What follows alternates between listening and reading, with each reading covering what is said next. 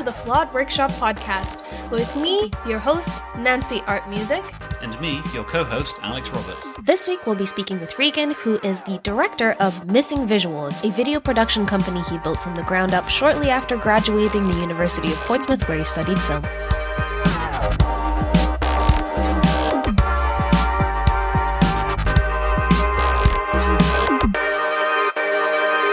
Thank you, Regan, very much for joining us on the Flawed Workshop Podcast. Alex and I are very happy to have you join us and speak a little bit about yourself. Thank you. I'm happy to be here myself. Lovely. Regan, why don't you tell us what you do? I've just started my own video production company this year. You just come out of uni and it's just got a bit of a struggle to try and get into a business. So I've started, do you know what? I'm going to do it myself. Perfect. Excellent, yep. In terms of your background, we actually went to the same uni, for those of you in the Big up audience who don't Portsmouth. know. Yeah. And I believe you studied film, so tell us a little bit about that. Oh yeah, film. Well, it was quite a journey to get into film. I haven't always wanted to get into film. It was quite weird how I got into it. I always used to film stuff as a kid, and then going into like secondary school, I wanted to get into like physics and stuff like that, and then my maths isn't that good. Yeah, and my physics teacher told me that myself. When I applied, she was just blunt yeah, to the point. yeah, literally. I got an A in my physics exam, but when I went to apply for A level, she was like, "Look, you love the subject. You'll just be bad at it." I was like, "All right, I'll take that as it is." Went to college, studied media because I just loved like technology and stuff, and didn't know what kind of direction I went to. And then that's when I started finding my love for editing, video editing. I never realised it at the time, but it was just so enjoyable because it was something that people don't see. Whereas like cameramen, directors, you can kind of point the blame, but sort of I kind of like that backlight. I don't like being like centre of attention or anything like that. Editing was like the way to go. And after college, I really didn't know exactly what I wanted to do as a creative. It was just more of, I just enjoy making things, but I didn't know what sort of direction to go in. And my friend suggested uni, and I was like, yeah, do you know what? I've got years to kill. I've heard of that. I've heard of this. I should look into this. And my mate Reese helped me get into Portsmouth, and that's when I studied film. And I was like, okay, this is stuff I enjoy. I like being a part of all this. Uni helped me broaden what I wanted to get into. When I went into uni, I wanted to do editing. I was like, this is what I've done. But I remember one of my lecturers told me, she was like, if you're not sure what role you want to get into, so just watch the credits at the end of a film. And everyone's like, what? Why? What's that all about? And she was like, well, if you see, they go on for about 5-10 minutes, and there's so many different jobs. And then ever since then, I pay more attention to the credits than I do the actual film because I'm seeing jobs that I've never even heard of. I mean, you know, Marvel did a very good job with this in terms of like getting people to actually stay until the end to honor everybody who worked on it. And then you realize how many many people. Sound design, get involved. That's it. Even Foley as like a section of music, making all the sounds. And that was one of the things I was gonna say. I fell in love with Foley. I never thought I'd love it, but it's just so like those little things I was saying before with editing. I don't like being centre of attention. I like to just make things look nice and people don't realise it. It's this like with visual effects. I always like to like hide things and people don't see it. But like if you don't notice it, I've done my job. That's great. And the same with Foley. Like if you don't realise Foley's there, then then I've done my job. You did a piece on Foley, didn't you? For your course. When I did music and sound technology at uni, we basically took a bit of gameplay footage and replaced all the sound in it. For those of you guys who aren't familiar with Foley, it's basically everything you hear in a film, unless it was recorded live with microphones as it was being filmed, is usually sound that's actually replaced by audio engineers who will find the sound for like a page if there's a book. A tyre squeal. Oh, did you ever see the so it was that really awful version of The Mummy that came out a few years ago? But there was an IMAX advert of that got released, and they hadn't finished the audio on it, and there's no Foley in part of the audio when this entire plane is crashing, and then you just hear every now and then just someone going, "Ah!" Oh no! You find it on YouTube. It's brilliant. If you want to just see how essential Foley and you know the gristle and the muscles behind the face of a film really are. You don't realise it. One of the main things I learnt from uni was that sound is probably far more important than visuals, and I didn't even realise that, but it just is. It like if you have a professional looking film but amateur sound, it's gonna look and feel and sound amateur. But if you have sort of amateur sort of camera, but you have great sound, that sound will engage someone to think that it's good. Yeah. It will sound professional. And then that's when when I found out, I was like, oh my God, So this is crazy. I was like, I get to lie to people. It's so They don't even know it. Yep. Yeah, and then, like I done a shoot at uni. It was like a board game. They had like the advert was them rock climbing, or not rock climbing, going through a cave, right? And they wanted like Foley for the cave crumbling and stuff like that. So I got my mate, two of my mates, we went into one of his basements, and we got a load of like pebbles and bricks from outside in the garden, so chucking them around and recording them. And then I got him and two guys just go and then sometimes like that. and then literally you piece it all together and you watch the whole advert. You'd think it's them, like little rattling of like the belts and the buckles and stuff. It always sounds like we obviously in the music thing, when we were recording our own Foley, like we were encouraged to both record it and also source it from online somewhere. And when you record stuff like that, it always sounds so dumb. Because it does sound dumb. I had to I did a bit of voice acting for someone on YouTube for this anime pilot that they were doing. One of the bits of direction was, we need some like screams and yells because you're fighting, so like, you know, hits and punches. So I was like, huh, ha, hit. What is it good for? Well, because when you were recording that, you got really embarrassed and self-conscious about it. You asked me to leave the house for a bit.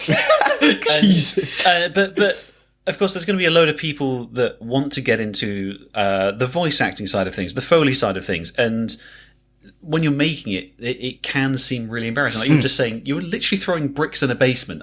And pebbles from the garden. If you had said that to someone with no context, they probably wouldn't continue a conversation with you. But it's there's so much more, like you were saying, behind the scenes to the depth of it. That's what got me into film was that there's just so much that helps that whole machine go. And I was like, I don't, as much as it's probably great to be a director and have your name in the lights and all that, I just want to make a film. I just enjoy making things, making like creative stuff, and just being a part of it. That's all I want. Whether it's a runner or best boy, whatever, like whatever it is, if the best boy don't make the tea properly, the director's going to be pissed, and then the director's just not going to want to make a good film. Yeah. Like, it's just little things like that, and it's just making the whole thing going. And that's why I enjoy film so much, is because there's just so many things that go into it. And then when you're just watching it at a cinema and everyone's just like, oh, it's an alright film. But when I'm watching it, I'm looking at all this, I'm looking at the lighting, I'm like, oh my god, how'd they shoot that? The camera's gone through the window. Is that visual effects? Like, and it's all those little things that I've just enjoyed. And so when I've come out of uni, that's what I want to get into. I just want to get into that industry big time. It's amazing because watching, I'm a big fan of Corridor Crew, yeah, 100%. So fun. And it's just, they... big shout out Corridor Crew. Go follow them, subscribe to them on YouTube right now. Oh, yeah, exactly. So good. And they make you realize how much work goes into film and what shots that you just take for granted in a movie are difficult, and you just didn't realize that before. Even things like they do a lot of videos about stunt choreography. It's incredible. Yeah, It's so good. I watched that and I was like, I want to be a stuntman now. I'm like, oh wait, I don't know kung fu. Or don't know any sort of martial art. It's like, am I really willing to jump through a window? Yeah, and I'm not the biggest of people. I actually met someone who was still is a stunt person, and she was like, I had like a 6-month course on learning how to fall properly. Yeah, and you're just going, that's too much for me. I'm out. Yeah, it's vital, and that's what I love about film, is that there's so many positions and roles in film that if one of them don't work, you're going to notice it. If the sound is rubbish, if the stunt double is rubbish, you're going to know that it's a stunt double, and that will take you out of the immersion. That's what all film is that you're getting immersed for an hour and a half, 2 hours. And if you're not immersed, then you're missing out on the whole purpose of the film. I've been saying this so much, but I've missed going to the cinema. Oh yeah. I think the last thing I saw was Tenet, and IMAX. You actually got to see it. Yeah. I mean, I was quite drunk, but it was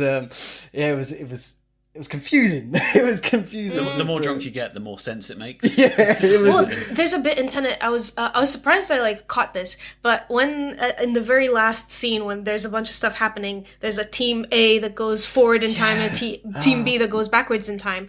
The team B with the going backwards in time, the music that's underneath is reversed. Oh my! See, look, it's so amazing. Cool. But at the same time, what? Yeah, wasn't it on is it Inception where almost all of the sound is from the same song, and they've just Yeah. manipulated No, the I one. think so. That's crazy. I swear I've heard It sounds like something something like that. But, Inception. I want to talk a little bit more about the ways in which how you feel about basically being contributing to filmmaking and your kind of role in the process.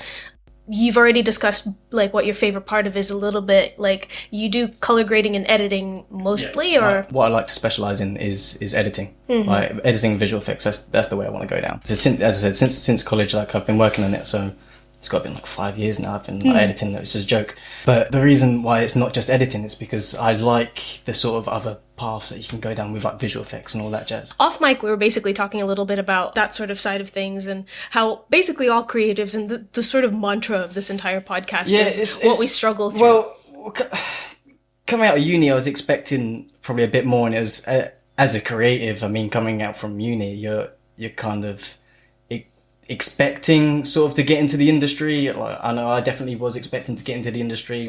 Because you worked like hard towards Yeah, it. man, I worked a lot. I tried hard. I was doing like 14 projects in a year when I should be doing 2.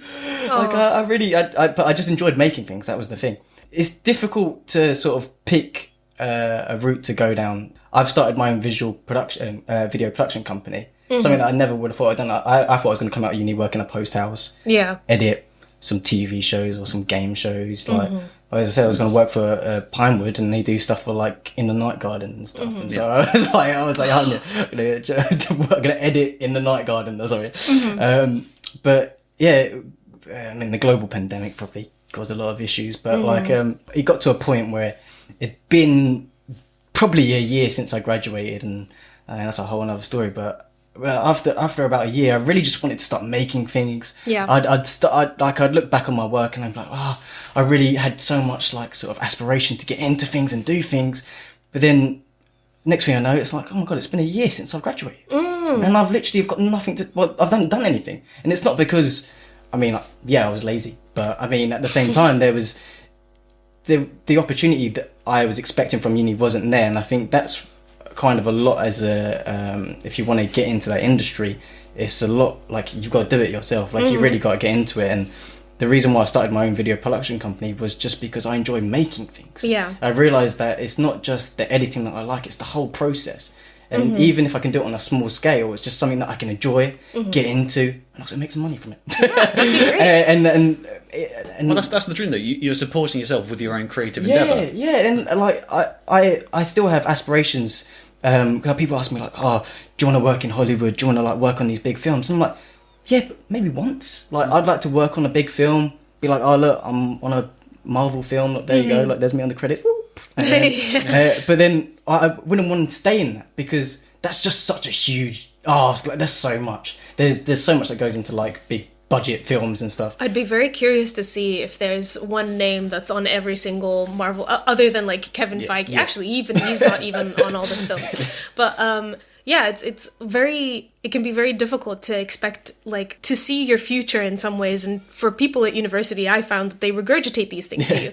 They, like, the amount that my lecturer talked about Abbey Wood Studios and how it's really common, everybody records there, it's not really special. Yeah, the Beatles, but, you know, whatever.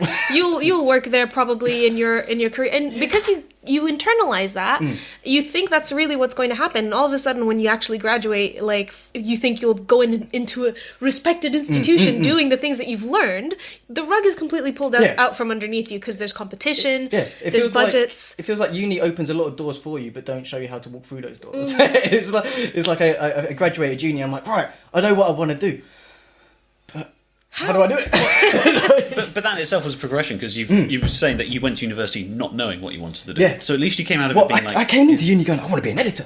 That was it. I was like, I want to just edit. I was good at Premiere Pro and I know there's other industry standard stuff now.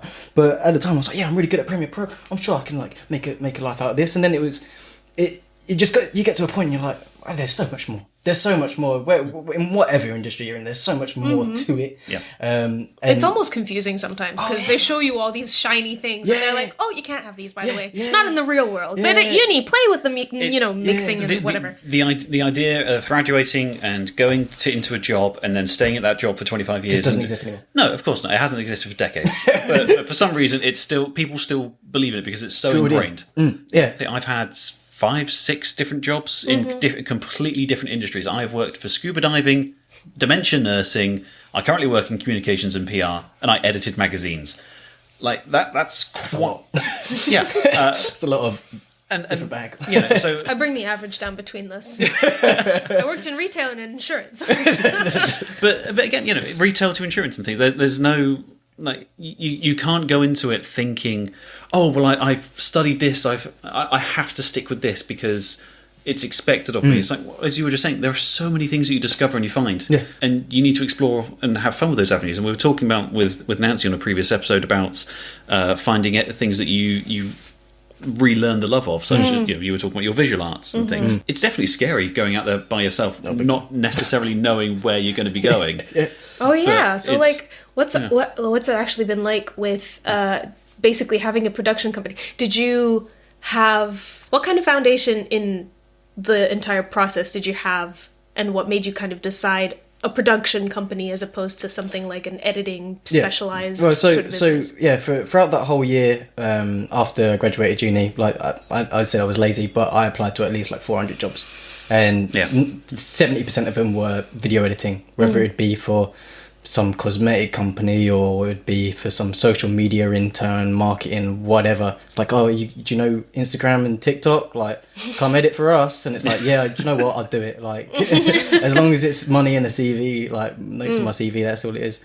But yeah, it was only until like probably January this year. I was talking to my sister, and her boyfriend works for a distribution company. And I got speaking to him, and he basically helped me out and get into sort of contacts. The creative industry is all about networking. You hear the saying all the time, it's not what you know, it's who you know. Yep. You can't stress that enough. You can know a lot, but if you don't know anyone to get into the industry, then you're kind of useless. Yeah. So go to events, go to the meetups. That's like, and I didn't realize how much like meetups and stuff like that could help. Like I never realized, but like it is all about network, because you get into contact with people, and if you get in people with the same mindset, me coming out of uni, I've still got mates that we still make things together. We're making we're doing like a car shoot now for like these like McLarens and supercars and whatnot. But it's not like this is best paid. We're probably getting like maybe 100 quid. Like, it's not even a lot. But the point is that we enjoy making it, and it's getting involved, and it's not how you start, it's how you finish, isn't it? It's how it always is. So I know maybe if I stick to what I'm doing now for 20 years, I've got 20 years under my belt, I'm sure I'll be doing something. Like one of my big realizations as well, when I was at uni and looking at senior editing positions and stuff, most of the people are like 30, 40. Like, and they're regulars. Like, and the thing is, like, yeah, there's some people that have like really young people coming in and like, wow, they're doing really well. But that's just luck. Like, not everyone has that. And I think that was the realization where it's like, oh, I feel like I'm good now. Like, let me do it now. Yeah. But I don't have 20 years under my belt. I don't have 20 years of sitting in front of an editing software and knowing how it works. That's why they're there. And so, like, it's just now about, the reason why I wanted to start was just because I wanted to start making things. I enjoy making things, and the stress of like producing, and like I've done like a fashion shoot now. I've done like cosmetic stuff and all of that, and getting into that is just like, is a whole world. As I said, I specialize in post-production, and now I've got to set up shoots and get locations. And you're basically getting an entirely new set of skills that you're going to be able, that's going to make you stand out in the future as well. And what uni specialised me in post-production. Like uni, you could kind of pick a branch and go, because I'd done film, I didn't exactly do like one sort of thing. Film was quite broad, so you have to like pick a route, whether it's directing, camera, producing, editing. So you pick one, and I picked down the post-production. And so all I really learnt was post-production. I never really learnt camera work, like the big like the Arri Alexas and the Sony FS7s, like the main one that we could use. I never got to learn those because it wasn't in my unit. And now I've come out of uni, I've ended up started using them, and I'm like, oh my god, like I don't know how to use them. I don't know how. I was like, it's like, but you've been to uni. I'm like, yeah, I know, but I didn't learn that. Quick, please, where's the YouTube tutorial? Yeah, but YouTube does this. YouTube does it's so good. It's so good. Yeah, from what I learned at uni, you could learn on YouTube. Yeah. 100%. And that's we were also discussing this a little bit off mic. It's kind of heartbreaking to come out of university where you've paid for an education, very serious education, and you still have these gigantic gaps in your knowledge as you're trying to go into the industry and even do things for yourself. Because you, like, when I was trying to make music, I just realized that I completely have no idea what mastering is, even though I asked, and I was kind of told, but then it didn't really, I didn't have the practice, the actual practical skills to be able to do it. The knowledge, but you just didn't know how to do it. Yeah, which is crazy because, like, you can read a recipe, but until you actually try it. Yeah, you could know your recipe off by heart, but I mean, you're going to be able to do it really well. Exactly, yeah. And one of the things before I came to uni, I had done work experience on a BBC production. I got into that, funny enough, as I said, it's not what you know, it's who you know. My dad knew the taxi driver that used to take people from the base to the shoot, like wherever it is around London. And he knew them, and then he got in touch with the taxi driver, got involved with the admin, and was like, oh, we got this guy that I know, he wants to get involved. And they were like, yeah, sure. So I ended up being a runner on this shoot, just because I knew the taxi driver. Like, it's a joke. You don't need to apply to be a runner. Like, it is who you know. Wow. But yeah, I got into this role. And I was doing stuff like admin, like taking in extras, writing them down, and then I've done stuff on set, making the director tea, which is really good.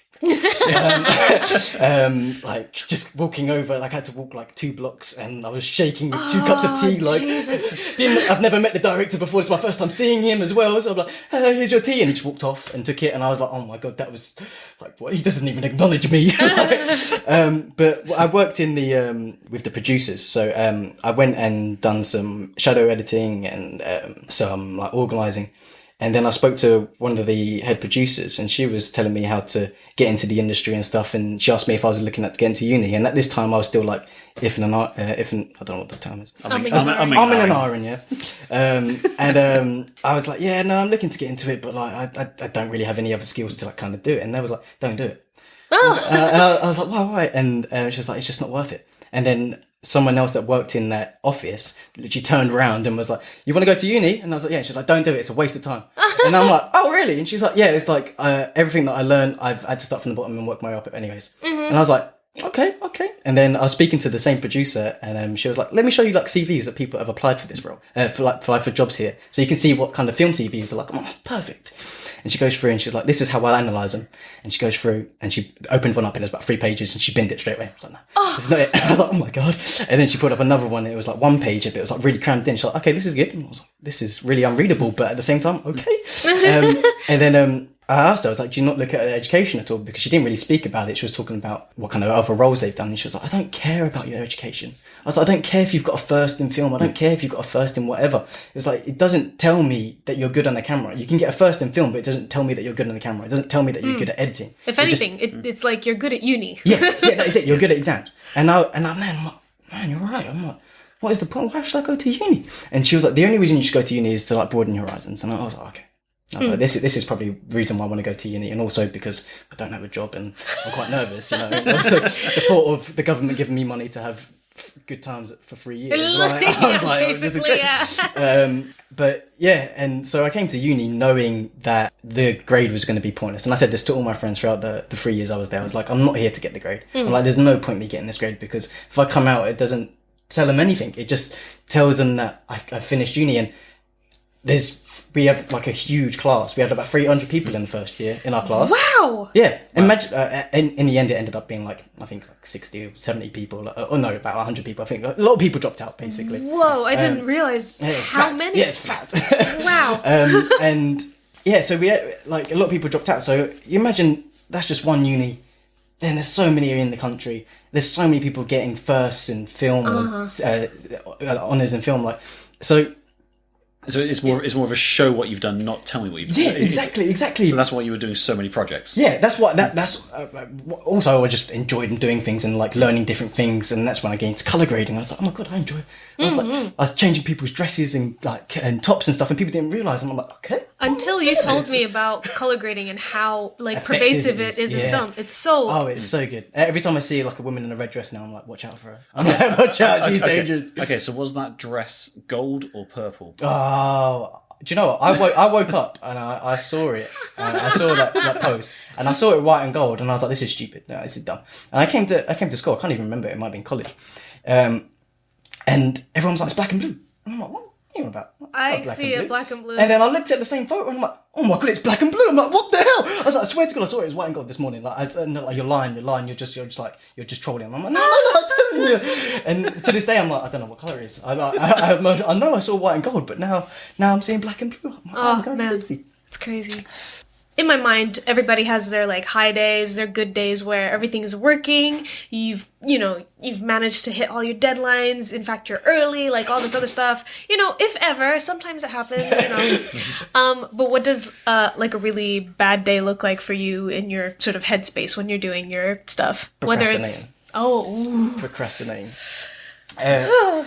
It's a touchy subject. I know. But the reason procrastinating for me happens is because I get very anxious about my work. Whereas like I've come out of uni and I've been doing a lot of the same stuff for a long time. I know my skill set, and so then when I'm showing it to other people, it's now got to a point where I'm seeing other people's work that have put less time into what I've done, and I'm seeing maybe better stuff, and I'm like, oh my god, like what am I doing? So now I'm like, it gets to a point where my brain's like, okay, you don't need to put as much effort in, and I lose sort of ambition. And it's like kind of like snowball effect where I'm like, then I'm just sitting on my bed watching YouTube, and my studio's right next to me, and I should be like doing the film, but I really want to watch some game. I just want to watch something.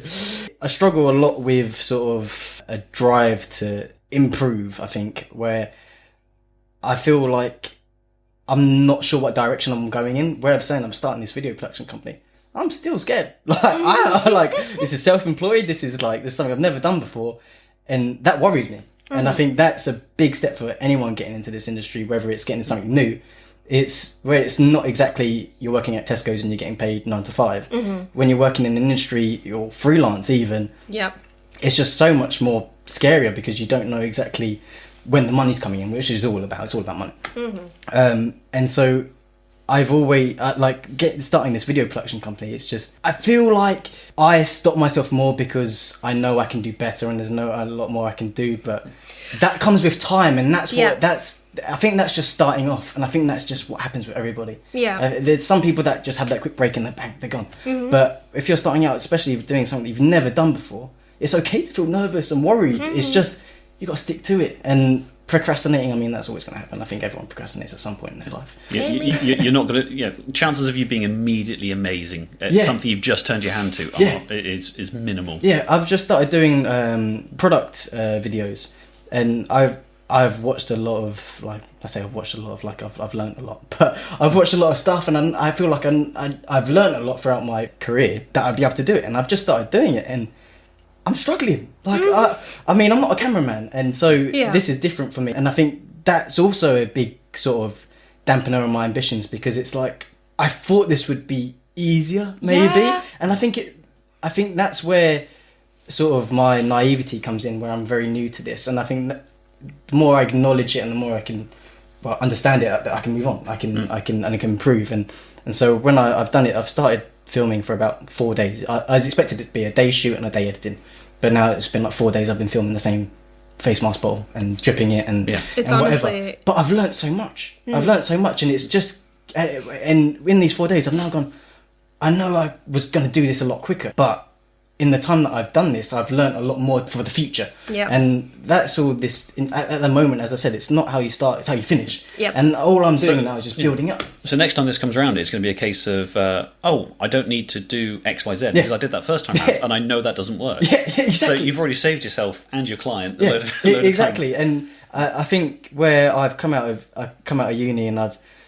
expected like I'm entitled or something. Regan, please come work in my business. I think uni was such on a big pedestal, and throughout uni you get told a lot that you're going to do amazing and you're going to learn a lot and you're going to get these great jobs and stuff. So you kind of get caught in the flowers and the dreams and the clouds. I think I've started to enjoy now more the learning process of what it means to actually work in this industry. I think that's what I'm enjoying more at this point is now just making things. As I said, I wanted to work for a post house or some social media place and just do their work, but now that I get to do my own stuff, I've got full creative freedom. I get to film cars, I get to film bottles, I get to film models, like I get to do what I want, because that's sort of the way. And although it's not, I mean, the best things in the world, but that's who starts off with like everything like being amazing. We were talking previously in an episode about where I was describing some stuff, was that I always wanted to go into publishing and stuff. I didn't know exactly what I wanted to do, but for aside from the creative writing side, like if I had to have a 9 to 5 and stuff, I really wanted to do publishing. And the first thing I ended up going into was a business-to-business pharmaceutical magazine. Right. Not exactly like where I thought it was going to be going, because I wanted to go into I studied history at university. It's like, I'll go into historical publishing and things. Yeah. And I was like, do academic side of stuff and all this research and things. There was just never an opening there. There was never an opportunity. And then I graduated just after the major recession had hit and stuff. So all of the schemes were closed. There was no internship or anything like that. God. And it was a case of, do I just stop and give up then? It's like, well, no, I sort of went off into other things, and eventually I managed to get my way through it. But God, it was tough. Yeah. We are living in some interesting times. I think, it's just... Oh, yeah. It'll be very interesting to see where we all end up in like 20 years. Well, yeah, that's the thing. Like, when I came out of uni, I say this all the time. When I came out of uni, I was eager to get into a role, but because of COVID, everything was shut. The industry stopped. Yeah. So it wasn't even like there was stuff there. Because it's all freelance, basically. Nothing was there. Not filming anything. Are you crazy? It's a pandemic. Yeah, and it was quite interesting for me to see, because obviously being into like the generally just keeping an eye on and being a fan of cinema and film anyway, I was very curious to see how everything would change, because of course there was a lot of stuff that was due to come out that was not even in post-production. They still had stuff to do. Yeah. But also the everyday life sort of thing where you see adverts and stuff all the time. I was like, when are we going to start seeing adverts based on our environment? Like, and seeing people like... one advert that I saw it in your eyes. You have to stop halfway through the sentence. I have to complain about this. I hate it so much. I don't know what it's an ad for, and I don't mean this in any negative way at all towards the ad or the thing that it's advertising. But I think it's Google Maps, actually, and it usually plays before a YouTube video, and it starts with, "We're all doing things a little bit differently these days," and this lady comes up and she's like, "I have my cup of tea to go," and I was like, no. You're not doing things differently because you like it. You're doing things differently because you have no choice. Don't advertise that to me. I'm so upset about this. I want to be able to do all this stuff. So no Google. But actually, thank you very much for putting in the little dine in, dine out sign. That's very good. Thank you, Google. The dine in, dine out was good. So let's to bring things to a close. What's one bit of advice that you would give to somebody in your position? Either coming out of uni or just trying to figure out what to do in like film. The best thing to do, just get stuck in. As stupid as it sounds, whatever it is, whether it's using your phone or you've got kit at home, if you want to get into film, there's so many ways to get into it. As I said, like whether it's sound design, whether it's camera, whether it's directing, you're not gonna get into the industry just by like watching films. Just because you know a lot about films doesn't mean you can make a film, and that's cheap from me. But at the same time, if you're not putting in the effort, you're not going to get these contacts. And I've started this company up in January, and I've already got lots of like networks and clients already, and I've got more to come. If you would like spoke to me we spoke 5 months ago. Yep. And I had no clue what I was doing. I didn't even know how to help you, but I was trying. You tried to get me in like set building or something. That was it. That was through a network. But that's for a connection, and just for a friend. And that's how it's. If you want to get into the industry, you've just got to really just put yourself out there. Just get out of bed and do it. Like, it's as stupid as it sounds. You're not going to get an education. An education is not going to get you a job. And especially in film, that is crucial, because, as I said, having a first doesn't prove anything to anyone. Mm-hmm. It doesn't prove that you know films. It doesn't prove, all it proves is that you can do exams. Yep. Or coursework, whatever it is. Mine was coursework. Mm-hmm. If somebody's struggling with the whole procrastination, self-doubt thing, what would you say to them? Stop. I know this is a loaded question because when I answer this for myself, it's just do it, and I absolutely hate it when somebody says that. Because to I've me. already said that. That was my previous answer. If you're stuck procrastinating, what would I do? Turn off YouTube. No, I'll tell you exactly what I've done, right? That's really helped me out is stopping social media, stopping my phone. Because as much as it sounds, my head got glued to my phone. And I always used to think that I was that person that was like, I don't go on my phone that much. I mean, I don't go on my phone that much. I'm very bad on my phone. But what I found is that now that I've put timers on all my social media, so I only have like half an hour each day on every app, as dumb as that sounds, it stops me getting stuck. I've done it with YouTube as well. I only use YouTube when I go to sleep now because I'd get in maybe from work at 5 o'clock and I'd just sit there and watch YouTube. And then next thing I know, it's 10 o'clock and I haven't done anything. Yeah. So now I've done that so many times. Yeah. And whether it's YouTube, Netflix, whatever, Hulu, it's got to the point now where I've just got to start doing it. And as you said, that is, in order to stop procrastination, you've got to really look at yourself and think that if this is something you really got to do, the only one stopping you is yourself. And this industry is very like that. You can't just walk into Tesco and you can't just walk into like a job and get it. This is like, you need to show that you really want it. With film, most of the time, if they don't like working with you, even if you're really good, they're not going to want to do it. Yeah. Because film is such a creative process, and the people that I've worked with on any sort of project, I've made better stuff and had more fun with the people that I enjoy than with the people that I believe are better in like camera or something like that. But I just didn't enjoy working with them. You end up having like fallouts, and it just ended up not being a good experience. But you show your passion and show that you really want to get into something, people will pick up on that and they'll want to work with you. And where film is such a collaborative effort with literally thousands of people in like the case of Marvel movies, or like even if it's just two people, someone to hold the camera whilst you're doing something at home for YouTube. Yeah. It's important to get along with people.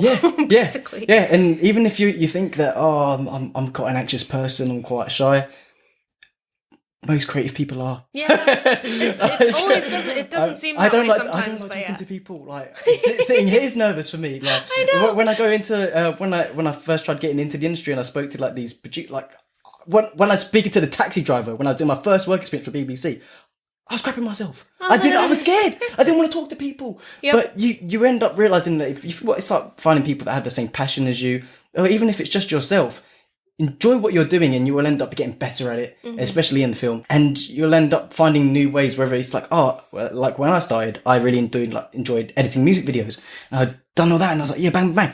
Next thing you know, I've started my own company. I'm doing film. I'm also producing. Like, there's a lot that I'm doing now. And that 5 years ago, I never would have seen. Yeah. And it wouldn't have happened if I didn't put my head down and start doing it. By no means have I, 5 years ago, was like, right, I'm switching off and then put my head down and I've been working 5 years straight. I haven't, right? 3 years of my life was at uni. A lot didn't happen at uni.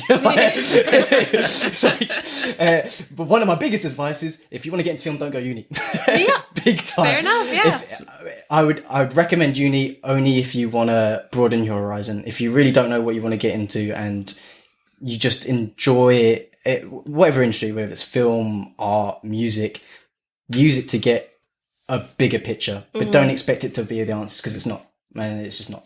For me personally, if I knew that dropping out was an option, I think I might have. Culturally speaking, it would have been a huge no-no. I think my dad would have killed me. But at the same time, if your parents are understanding, then if you feel like you are wasting your time at university, don't stay. Don't stay. You learn a lot at uni in terms of life skills and about yourself. You learn a lot about what you're studying, but I think you learn a lot more personal stuff than you do anything else. Yep. And the people that I've seen that I dropped out of uni, especially in first and second year, they're doing a lot more stuff than I'm doing right now, and I've stayed at uni. And the people that I knew in secondary school that didn't even go to college or uni, there's people that I can see that are doing amazing stuff, and I'm like, but I've studied for this. Yeah. And it's and it's only because they stuck their head down and got into it. Like you really got to get into it. And if you feel like dropping out is the best thing to do, do it, because you're only wasting your time at uni. You really are. And take this from 3 people who have gone to university. I don't know if you agree, Alex. Well, I was going to say it sort of goes into a whole new conversation that couldn't turn into a whole episode by itself. When I was like looking back on it, when I was at secondary school and sixth form college and things, I think it was very, very obvious that they were funneling us into university. Very few people from my school did not go to university, and that is very brave to do, particularly when there is so much pressure on being like, you must do X, Y, Z. I think for any sort of other industry that isn't creative, uni's great. Uni's amazing. You learn a lot. But in terms of a creative industry where it's very personal, it's very unique, you don't come out of uni and 2 + 2 is 4. Like it's nothing like that. It's very, very niche. You got to find your sort of what you want. So uni, in terms of a creative sort of direction, it's only there. As I said, it's only there to open the doors. It's only there to show you what there is, because there's so much that they can teach you, but there's only so much that they can do at the same time. And you got to remember, there's 100 other people in your course. There's a lot of things going on, so they can only show you so much. And one of my first sort of lectures that I had was that they told us that uni is 50% us, 50% you. You have to teach yourself this, and that didn't come into my head until about third year, when I was like, okay. But I think uni should be a great place in order to help you out, but it shouldn't be your be all and end all. And I know that it wasn't mine. I got swept up in it and expected a lot coming out of uni, but I knew that it's not exactly what you need in order to be creative. If you're just sitting at home, whether you're listening to this or whether you're watching YouTube and watching other people do stuff that you enjoy, there's nothing stopping you from doing that. And that's what I've learned a lot, is that the only person that's stopping you is yourself. You can get into it anyway. I talked very briefly on like a YouTube video that I put up about how I struggle with perfectionism. I didn't know that also just meant sometimes not actually doing something made you a perfectionist in some ways.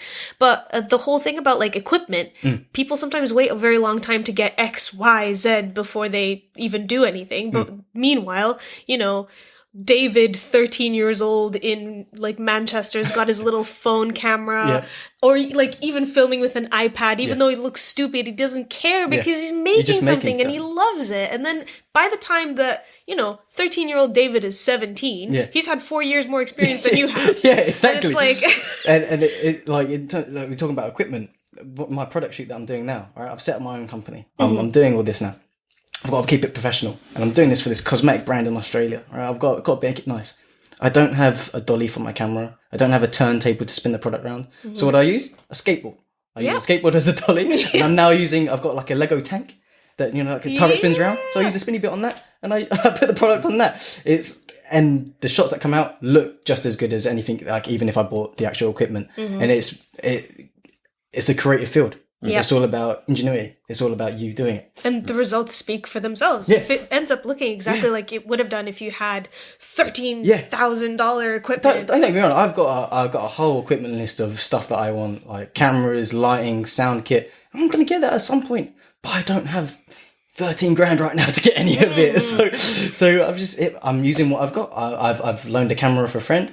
I've loaned this or for this. The only thing that I've bought myself is my own sort of studio that I got off Amazon, right? And it's a white background, a black background, a green background, and a stand, and then about two lights. But that's all I need. Perfect. I've got that set up, and it was 200 quid, and it's 200 quid that I really didn't want to spend, and I regret doing it afterwards. But now it's been a month, 2 months. It's great that I've got it now. I can use it all so much, and there's so much I can do with it. And so it's all about just starting off. You just adapt. You move on. You build yourself. You progress. Yeah. And that's what I love about this industry, is that I know right now, as much as I feel like I can do stuff, I know in 5-10 years time I'm going to be so much better, and I could be doing something completely different. And that's what I enjoy. I enjoy learning new things, whether it's visual effects, whether it's color grading, whether it's sound design. I could be in 5 years time, I could be a director, and I could be enjoying directing more than I did editing. I don't know it, but that's the progress that I like. Yeah, I like that a lot. And that's what you get with this industry. And I keep saying, we're all very young. We're all very, very young. If you're out there and you're 25 and you're like, I'm so old, please stop. Yeah, you can do You have a lot. so much time to learn what you're going to do. So I'm only 23 and I've started my own company. Is this company going to last forever? Who knows? I could get rid of it at the end of this year. But it's the point that I'm starting. It's the point that I'm putting my head down. I want to get into it. I've already got jobs going and I'm enjoying it. Is it stressful? Hell yes. Is it scary? Hell yes. Am I scared that it's not going to work? Yes. but the only reason you're finding it scary and that, you know, it's intimidating is because you care about it so much. It's because I want to do it. It's because I really want to do it. And I think that's right. I'm passionate about it. If you didn't care, you wouldn't mind about the results. Like this, as I said, this product shoot should have taken me a day. But I've spent 4 days filming it and I'm still there like, it could be better. Yeah. And it's just like, no. Just you gotta stick it. Press send. But Get it out. Literally. But yeah, wonderful. So where can people find your work, social media handles, what business? So my company's called Missing Visuals. You can find it at missingvisuals.com. I have Instagram and everything, but I don't have any of that set up just yet. But it'll be under the same name. It's nice. getting Go to Missing Visuals, find it all on there. Yeah. Thank you so very much. Oh, I've enjoyed it. I've loved being here. Bring me back on. Yeah, we'll maybe do like a check-in with all our guests, like when this podcast hits like maybe 2 years or something. Check in, see how everybody's doing. Where's Regan? I'm on the street. So CEO and founder Regan is with his 50 employees. Creative director of Apple. What? Oh, How'd that happen? it could be the other way around. It could be like, Regan has kindly let us off the street. We're recording on my iPhone 6 that I bought. I introduced the podcast. Welcome to the Flawed Workshop Podcast. I've taken it over. Back from 2021. I have been Nancy Art Music. You can follow me on TikTok and Instagram at Nancy Art Music. Alex, where can we find you? I'm Alex Roberts, and you can find me on Instagram at Alex Roberts Writer, and you can find my first collection of poetry, Empire, on Amazon.